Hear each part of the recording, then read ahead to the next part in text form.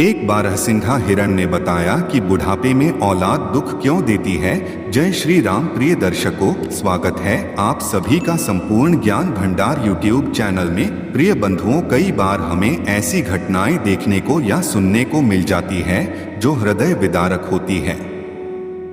कई बार देखने को मिलता है कि किसी के बेटों ने अपने वृद्ध माता पिता को घर से निकाल दिया, कोई उन्हें लाकर सड़क पर छोड़ गया, किसी ने उन्हें वृद्ध आश्रम में पहुंचा दिया, कोई उन्हें प्रदेश छोड़कर चला गया और फिर लौटकर नहीं आया, कोई उन्हें घर में ही प्रताड़ित कर रहा है। सुबह शाम बहू और बेटा मिलकर उन्हें लाठी डंडों से पीट रहे हैं। कई बार ऐसी घटनाएं सामने आती हैं कि बूढ़े माँ बाप को बहू बेटा नहीं खिला पाए तो उनकी गला घोट कर हत्या कर देते हैं। आखिर यह सब क्यों होता है? क्यों कुछ बेटे अपने बूढ़े माता पिता को बुढ़ापे में दुख देते हैं? उन माँ बाप की बुढ़ापे में दुर्गति होती है जिन्होंने अपने बेटे बेटियों को पालने के लिए अनेक कष्ट उठाए, जिनकी खुशी के लिए वे रात दिन गधे की तरह बोझा ढोते रहे। ना धूप देखी, ना गर्मी, ना भयंकर सर्दी का ख्याल किया। वह अपने बच्चों को अच्छी सुख सुविधाएं देने के लिए हर विपत्ति से लड़ती रही, अपना दुख भुलाकर बच्चों के लिए जीते रही। उन्हीं बच्चों के लालन पालन में उनकी जवानी निकलकर कब बुढ़ापा आ गया पता ही नहीं चला। आज वही बेटा उनके लिए सबसे बड़ा दुख बन गया। अब सवाल यह है कि उन्हें यह दिन देखना क्यों पड़ा? क्यों उनकी औलाद उनका सहारा नहीं बन सका? क्यों वे माँ बाप से जुड़े अपने रिश्ते को भूल गए? क्यों उन्होंने बेटा होने का फर्ज नहीं निभाया? क्यों उन्होंने माँ बाप को बुढ़ापे का कष्ट भोगने के लिए अकेला छोड़ दिया? आज मैं आपको इन्हीं सब सवालों के जवाब इस वीडियो के माध्यम से बताऊंगा। आपसे निवेदन है कि वीडियो को स्किप करके मत जाइए और एक एक शब्द पर गौर कीजिए। यह कहानी आपके सभी सवालों के जवाब देने वाली है। प्रिय बंधुओं, किसी वन में एक बारहसिंगा हिरण रहता था। एक दिन वो पानी पीने नदी के तट पर आया। जब वो नदी में पानी पीने लगा तो उसने पानी में अपनी परछाई देखी। उसने देखा कि उसके लंबे लंबे डालियों की तरह फैले हुए सींग बहुत ही सुंदर लग रहे हैं। हिरण खुश होता हुआ सोचने लगा कि मेरे सींग कितने खूबसूरत हैं। उसे अपने सींगों को देखकर बड़ा गर्व महसूस हो रहा था कि मेरे जैसे सींग तो किसी जानवर के हो ही नहीं सकती। ऐसा लगता है जैसे मेरे मस्तक पर कोई सुंदर सा मुकुट रखा हो। वह हिरण मन ही मन बड़ा प्रसन्न हो रहा था। तभी उसकी नजर उसके पैरों पर गिरती है। अपने पैरों को देखकर हिरण के मन में कुछ खिलानी सी हुई। सोचने लगा, वैसे तो मैं बहुत खूबसूरत हूँ। अगर मेरी खूबसूरती में कोई कमी है तो वह है सूखी लकड़ी की तरह लगने वाले मेरी पैर। इन पतले पतले पैरों के कारण मेरी सारी सुंदरता व्यर्थ सी लगती है। भगवान ने मेरे साथ अन्याय किया है। जैसे मेरे सींग है ऐसे ही मेरे पैर बना देते मोटे मोटे तो मैं भी सभी पशुओं में सिर उठाकर चलने के लायक हो जाता। इन पैरों के कारण मुझे शर्मिंदगी उठानी पड़ती है। प्रिय दर्शकों, वो बारहसिंघा हिरण अपने सींगों को लेकर बड़ा गर्व महसूस करता था। अन्य जानवरों की मंडली में जाता तो अपने सींगों की प्रशंसा करता। उसे अपने सींगों से बड़ा प्यार था। उन्हीं सींगों के दम पर उसे अन्य जानवरों से बड़ी सराहना मिलती थी। हिरणों के समूह में वह बिल्कुल अलग दिखाई पड़ता था। एक दिन की बात है, वह बारहसिंगा निर्भय होकर के जंगल में घास चर रहा था। उसी दिन जंगल में शिकारी आए हुए थे। तभी अचानक से उसे बंदूक की आवाज सुनाई देती है। आवाज सुनकर वह घबराया और एकदम से जान बचाने के लिए भागा। अपने पतले पतले पैरों के दम से कुलाचे मारता हुआ वह जरा सी देर में शिकारी की पहुंच से बहुत दूर निकल गया। अब उसे लगने लगा कि वह अब सुरक्षित है, क्योंकि आसपास में कोई शिकारी नहीं था। अब तो वह बिना किसी चिंता फिक्र के फिर से घास चरने में लग गया। उधर वो शिकारी उसका पीछा करता हुआ उसके निकट पहुंच चुका था। अचानक हिरण की नजर उस शिकारी पर चली जाती है। शिकारी को देखकर हिरण एकदम से हड़बड़ाकर भागा और चौंकनीय भरता हुआ वो फिर शिकारी की पहुंच से काफी दूर निकल गया, परंतु घबराहट के मारे वो हिरण भागता भागता एक विशाल जटाओं वाले बरगद के नीचे से गुजरा। संयोग से कुछ ऐसा हुआ कि उसके लंबे लंबे सींग बरगद के जटाओं में उलझ गए। सींगों को निकालने के लिए वो जितना ही जोर लगाता, सींग उतने ही बरगद की जटाओं में उलझ जाती है। अब तो वह जोर लगा लगा कर थक चुका था, परंतु उसके वो लंबे लंबे फैले हुए जालदार सींग उन जटाओं से नहीं निकली। इतने में पीछे से शिकारी आ पहुंचा और शिकारी ने उस हिरण पर गोली चला दी। गोली लगती ही हिरण वही की वही बैठा रह गया। वो अभी मरा नहीं था, उसकी चेतना उसके शरीर में अभी बनी हुई थी। हाँ, ये तय था कि वो कुछ ही देर में मरने वाला था।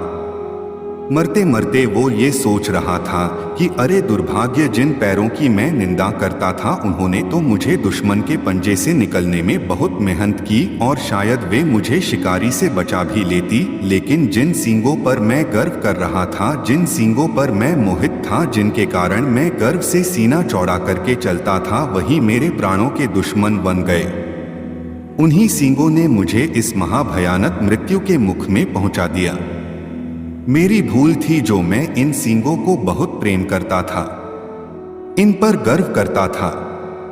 इन सींगों से आसक्ति होने के कारण मैंने इनके सामने किसी को कुछ नहीं समझा और जिन्होंने मुझे विपत्ति से निकालना चाहा, मैंने उन पैरों को कभी कुछ नहीं समझा।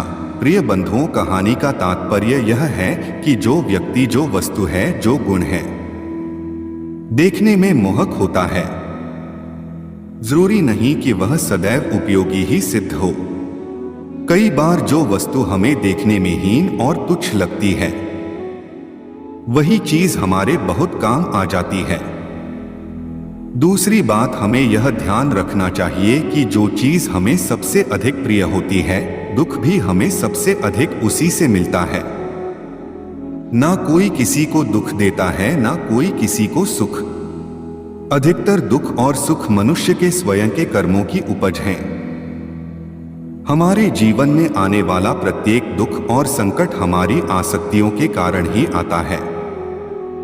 जिस चीज में हमारी ममता होती है, जिस चीज से हमारा अधिक लगाव होता है, जिस चीज को हम अधिक महत्व देते हैं, वही चीज हमें अधिक दुख देती है। जिस चीज में हमारी आसक्ति ही नहीं होगी, जिसमें हमारा मन ही नहीं रमा होगा, उससे हमें किसी तरह की तकलीफ नहीं होगी।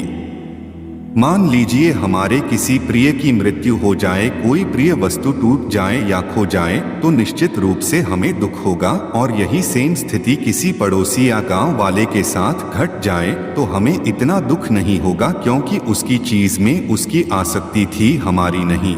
इसीलिए दुख भी उसे ही होगा, हमें नहीं। हमें दुख तो तभी होगा जब हमें प्रिय लगने वाली चीज नष्ट हो जाएगी या हमसे दूर चली जाएगी। ये बात सच है, यदि हमारा मन संसार की प्रत्येक वस्तु से अलग हो जाए, किसी में हमारी ममता ना रहे, तो हमारे जीवन में कोई दुख भी नहीं रहेगा। हिरण को दुख देने वाले उसके सींग ही थे, जिनमें उसकी ममता थी, जिन्हें वो अत्यंत सुंदर मानता था, जिनमें उसका मन रमा हुआ था। वही सींग उसकी जान के दुश्मन बन गई। यही स्थिति मनुष्य की है। उसे अपने बेटा बेटियों से अत्यंत मोह होता है और उनके मोह के कारण उसने जीवन में हर तरह की विपत्तियों का सामना किया होता है। उन्हीं बेटों पर उसे गर्व भी होता है कि यही है हमारे जीवन की सबसे बड़ी अनमोल पूंजी। अक्सर देखा जाता है कि जो व्यक्ति हमारे लिए अत्यंत प्रिय होता है, उसके प्रति हमारा रुख भी नरम रहता है। हम उसे अत्यंत लाड़ प्यार तो करते हैं, प्रताड़ना भूल जाते हैं। हम उसे हर खुशी देना चाहते हैं, पर सत्य से वंचित कर देते हैं। वो संस्कार जो हमारे बड़े और वृद्धजनों के प्रति आदर का भाव सिखाते हैं, वो संस्कार जो पुत्र और पिता के बीच कर्तव्य का पाठ पढ़ाते हैं, वह संस्कार जो हृदय में करुणा का भाव जगाते हैं, वो संस्कार जो पुत्र को माता पिता का मूल्य समझाते हैं, वो संस्कार जो मनुष्य को अच्छा इंसान बनाते हैं, उनके दिल में पर स्वार्थ के लिए प्रेरणा जगाते हैं। वो संस्कार जो आपकी शिक्षा को सार्थक बनाते हैं, वह संस्कार जो मनुष्य को सत्य, धर्म, न्याय, श्रद्धा, भक्ति, निष्ठा और कर्तव्य से जोड़ते हैं। इन संस्कारों से वंचित रहने के कारण मनुष्य पचता से भरा रहता है। वो दिखने में तो मनुष्य लगता है, पर उसके कर्म पशुओं वाले होते हैं।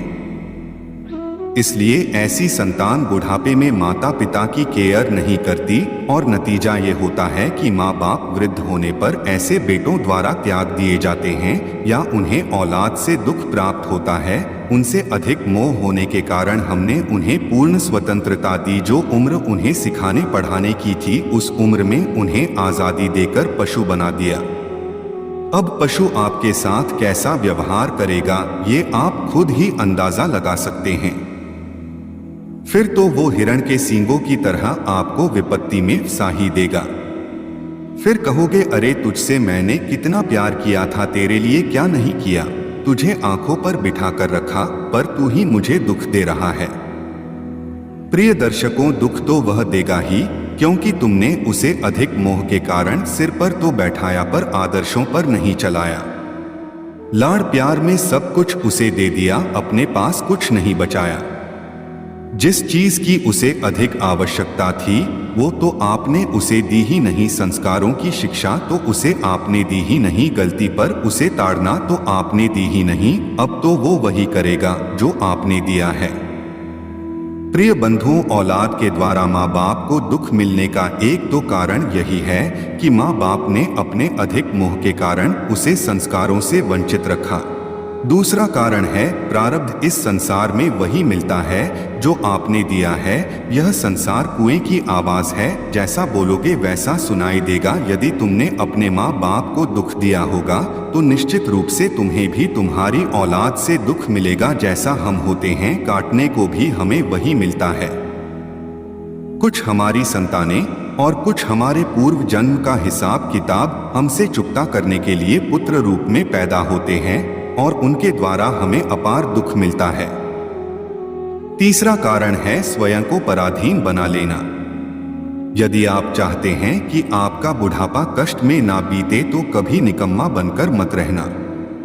कुछ ना कुछ करते रहना चाहिए और अपने लिए कुछ पूंजी भी जुटाकर रखे। बुढ़ापे में बहुत काम आएगी। अत्यंत आसक्ति दुखों को आमंत्रित करती है। मनुष्य को सुख और दुख उसके स्वयं के कर्मों से मिलती है, उसकी आसक्तियों से मिलते हैं। प्रिय दर्शकों, इस अखिल ब्रह्मांड में जो कुछ भी व्याप्त है उसे ईश्वर को साथ रखते हुए त्यागपूर्वक भोगना चाहिए। उसमें आसक्ति नहीं होना चाहिए, क्योंकि धन और भोग पदार्थ किसी का भी नहीं है।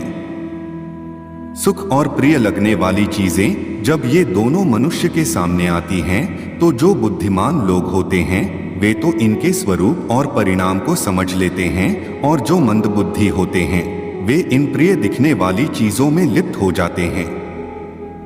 प्रिय बंधुओं, और अंत में एक महत्वपूर्ण बात के साथ मैं अपनी वाणी को विराम दूंगा। दुखों से निवृत्ति का एक ही उपाय है, संसारिक वस्तुओं का जितना चाहे उतना उपभोग करो, परंतु उनमें मन की आसक्तियों को मत बसने देना।